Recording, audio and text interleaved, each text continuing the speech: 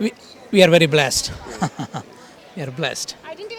I told him that you need to know because it's getting harder and harder and they're changing the rules. So he needs to know the whole curriculum. It is a 5 to 6 year process and it involves a lot of effort and work. And it can all get, you can miss everything if you don't haven't seen even a one single word.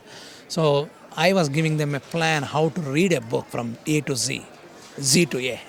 So the width he gets it, then depth they get it. They get proficient in whatever they read. When Sriram started quizzing him, and even with one read, he was getting 60 to 70%. Right, that's amazing. That then from 70% he went to 85% with the second read. That itself is superb. And he came 22nd. He was around 75% last year, and he came 22nd. So I told him that give it another 2 or 3 readings and see what happens. So by this time, before he left the room, he was around 90, 95. I was telling him that you had to be more than 95% to be definite. But he was blessed. He was blessed.